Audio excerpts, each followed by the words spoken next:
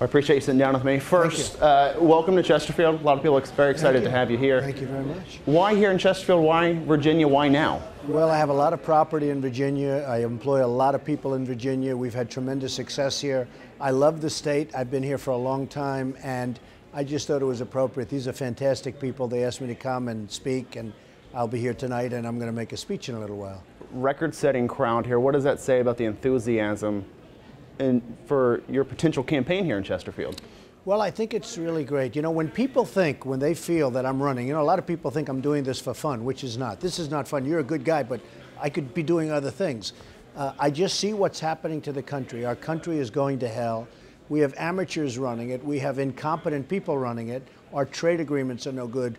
Our dealings with ISIS and the military are no good. We treat our veterans bad. I mean, everything is bad. We don't make good deals anymore. Everything about the country, they just are making mistake after mistake. And we have a president that truly doesn't know what he's doing. And I am looking at it so seriously, and I think everybody now is starting to understand it. And that's why I'm starting to do very well in polls. You know, I mean, when people think I'm going to run, they want me to do it. I have so many people. That's why the crowd is so big tonight. It's their record. It's their all-time record. And when people think I'm going to do it, because I will not let China and Mexico and Japan and Brazil and everybody take advantage of us. And I actually think my strength would be security, because I wouldn't play games, believe me. Here you say, if you run, when can we expect a decision one way or another? Have you set a time frame for yourself to say whether you're going to run officially or not? Yeah, very soon, June, July at the very latest, I would say. You know, I have people in Iowa, I have people here, I have people all over. I mean, we have a lot of people, South Carolina, New Hampshire, we have people all over. And I have a big group of people, and we're having tremendous response no matter where we go. We get the biggest crowds, we get the biggest standing ovations. And I don't know if it's they like me. I don't think it matters if they like me. They like my message. We can't continue. We owe $18 trillion. We defend all these countries. We don't get anything for it. We get nothing. And not on top of everything else, they hate us. So what are we doing? So we need competent leadership, and we don't have it. And people know that if I was there, we would have a first of all, you have to make the country rich. Doesn't sound nice, but to be great again, we have to be rich again. And I'm the only one out of all the Republicans that said I won't cut Social Security. Everyone else wants to cut Social Security, Medicare, Medicaid. I'm the only one that says I won't do that, and I won't do that.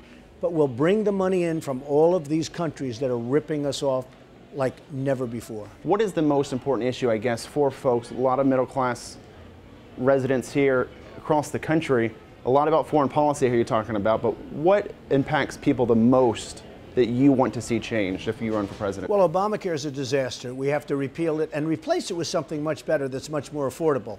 But it has to be much better, much simpler, and that's a disaster. Our tax code is a disaster. We have to simplify it.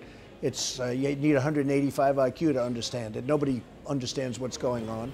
But we really need to bring our businesses back. If you really get right down to it, we need jobs in the country. People go to school, then they go to college, these wonderful students, and they borrow a tremendous amount of money. They mortgage their life, and they graduate, and they do well with good marks, and they come out, and they can't get jobs. We need jobs, and the way you get jobs is you got to bring them back, because they all left. You've created a lot of jobs in your time, certainly. I've created a lot of jobs, tens of thousands of jobs. I mean, over my lifetime, I have created literally tens of thousands of jobs, and doing a lot right now, believe me. So it can be done. And the interesting thing is, our country can be great again, and quickly. But we can't have another 4 years of what's been going on. Okay. I appreciate it. Thank you so much. Thanks so much for taking the time. Before you stand up, I'll get that mic off. Okay. Chair now. That's great. Thank you very much. Very nice. Good interview. Thank you so much. He's done this before.